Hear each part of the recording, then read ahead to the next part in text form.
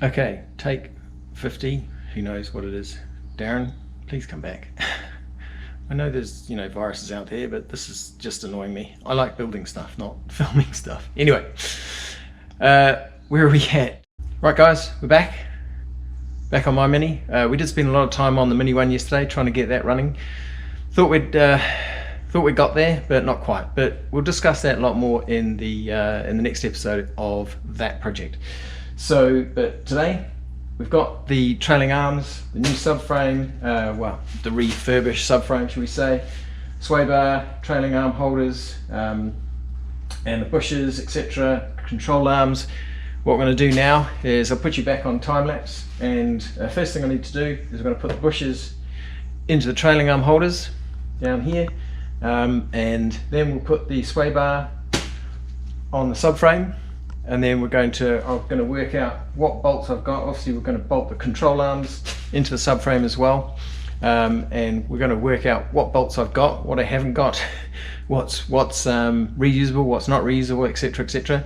And just see what else I can, and hopefully what we can do is, so hopefully we'll have enough bits and pieces so we can start putting stuff in. And any gaps, what I'll do is order those through the week so we can continue this next weekend.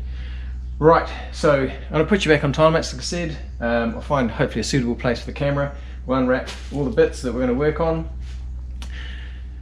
Let's go. Exciting part, build time. Yes.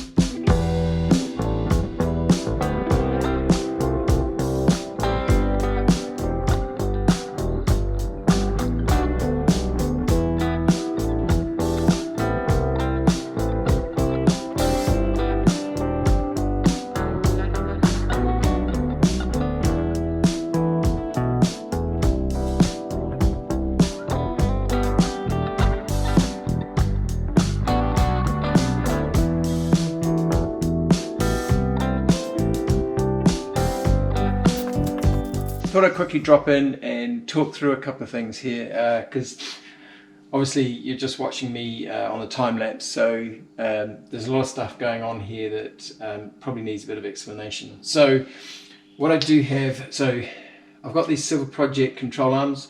You've probably just seen me space them out to the original control arms from the Mini. So I've just spaced them out to that size. What I've also done, you may notice on this one, I've taken one of these out, the ends out, and I'm going to do it to all of them because at the end of the day, with any manufacturing process, the outside looks perfect, but the inside is probably never treated.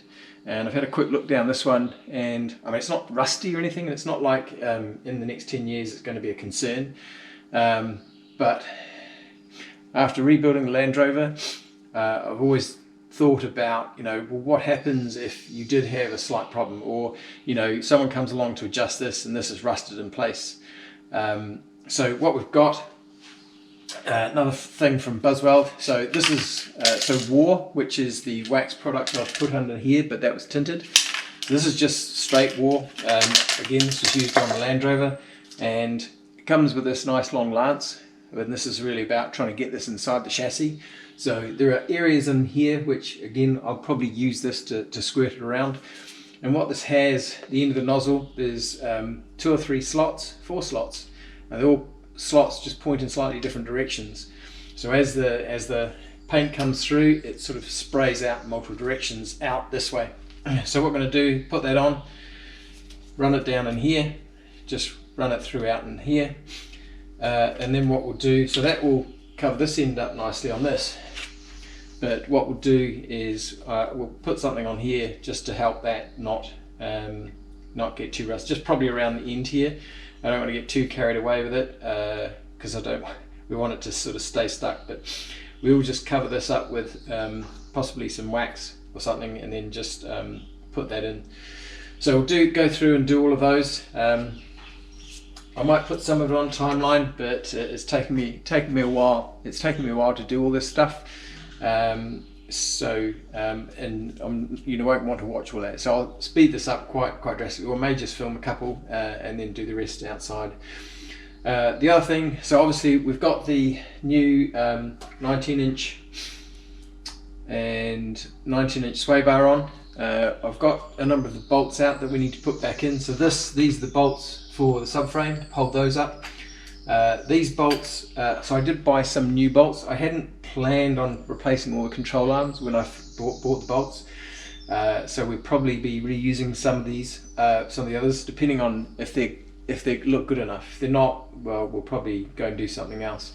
So these are all the bolts over here that hold up here. What I want to do as well is, so these are the original bolts. They look in really good condition. I have just treated the ends just while they were sitting because I wasn't sure how long they were going to sit for. So we'll clean this up, and again we're going to put rust encapsulator and probably put CIO. So I think I've got a little bit of that left. So chassis in one, again Buswell product, so it comes out in black. So there's good space around the other side of the subframe to get in to do that, and obviously the nuts can be done quite easily from here.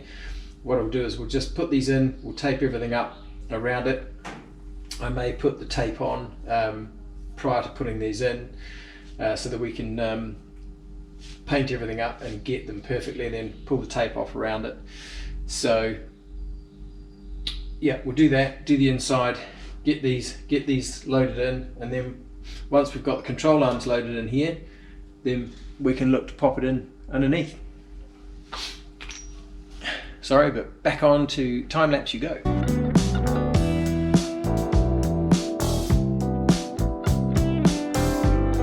Okay guys, just a quick interlude again. We're going to show, let's see if you can see that. Yeah, that looks all right. What I should do is get another one. Here we go. Okay, let's have a look at those two. So you should quite easily see the difference here. This one, nice and clean, nice silver. This one, orange tinge on it. So the orange tinge is obviously where surface rust is starting to occur inside the control arms. Now, again, this is quite normal. You know, I'm not blaming Silver Project. I don't think they have a bad product. I really don't. This is just quite typical though, when, you know, in a manufacturing process, like I said, the internals of products are not necessarily always considered or thought about, and maybe it's something they expect you to do. I, you know, haven't read through their instructions completely yet, but you know, you need to consider this, because obviously you put these in for years later and you try and undo them, they're going to be quite rusted together, some of these parts possibly. So like I said, we've got the war, we've got that. Put you back on timeline. I'm going to spray this inside, and then we're going to treat these a little bit.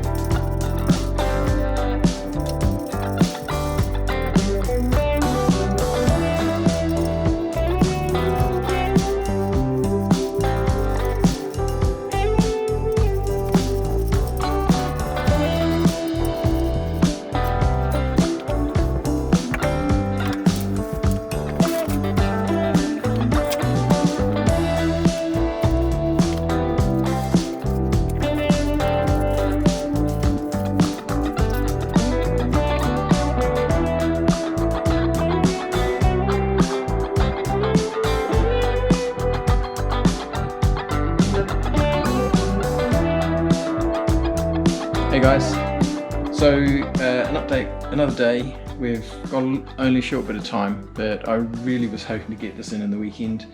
Didn't quite happen, but we've got a little bit of time today, so we're going to give it a go. Not quite sure this is going to be possible by myself, but what we'll do is I'll get one of the jacks. Obviously we'll put some protection around the jack to cover up everything.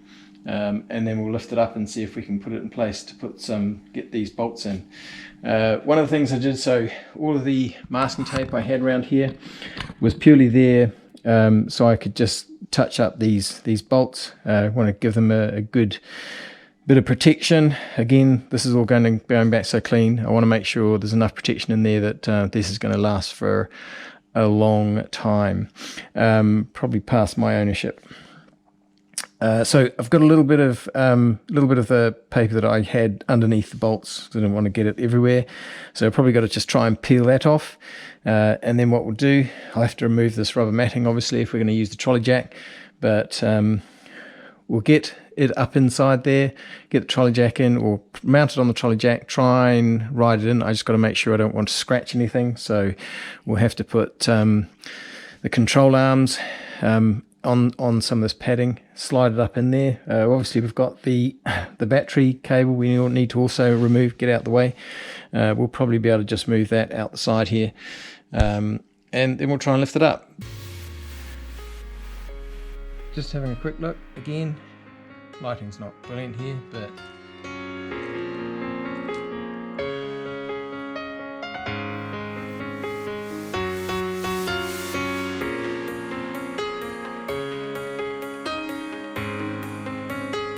okay, let's get to it.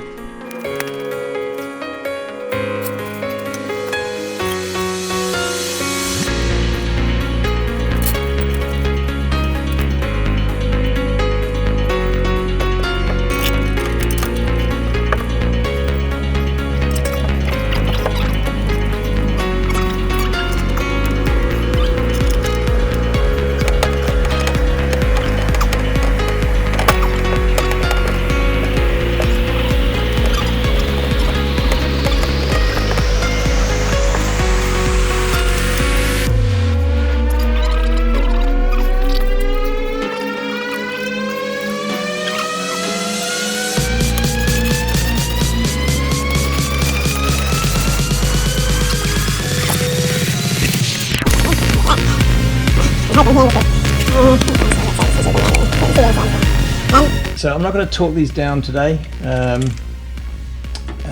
because we've got to fit a whole bunch of other stuff in, so I want to make sure that I sort of loosely do most of these up.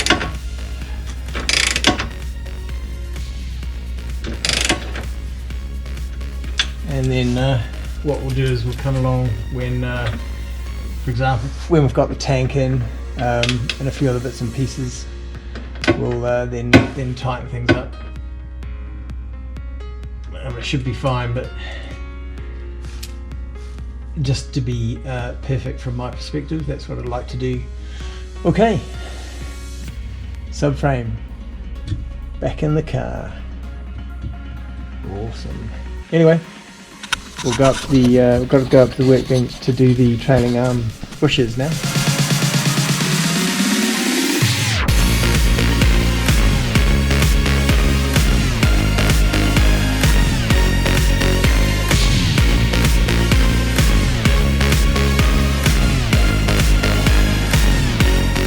Okay, that was fun. That grease is it's almost a bit more like glue, to be honest, than grease. It's really interesting sticky stuff. But anyway, bushes are in. That was a bit of fun.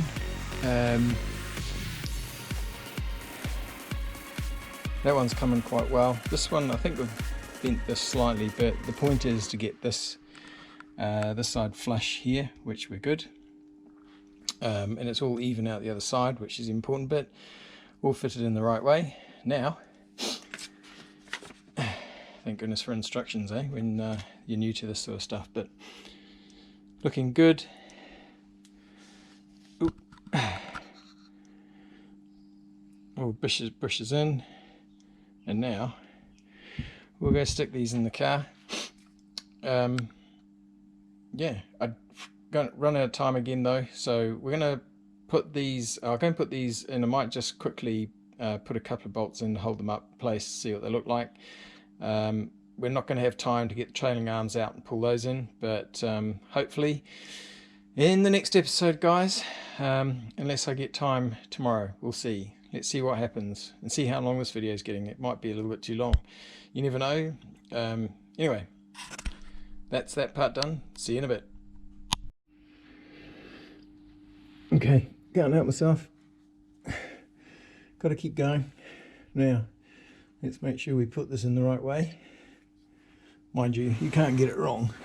Well, you could, but after a while you very quickly realise that you had got it wrong because it only fits in one way.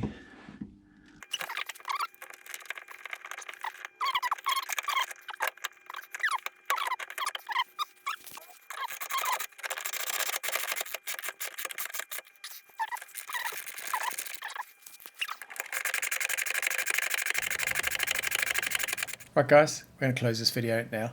I hope you've enjoyed watching this content, and if you do, please press the like, subscribe. It's free, doesn't hurt, but it certainly helps me. Anyway, we are next thing on the Mini. I have been working on putting some of the plastic clips underneath the car and starting to prepare everything to go in, but I was waiting for the fuel filter to turn up, and guess what, after the weekend, Monday, ta-da. So the next episode will involve me going through all the clips and doing a few other bits and pieces. Depending on how long it is, we might even get this fuel filter in the tank in as well. Anyway, stay safe, people. And if any of you understood what the PM said to us last night, do you want to put it in the comments?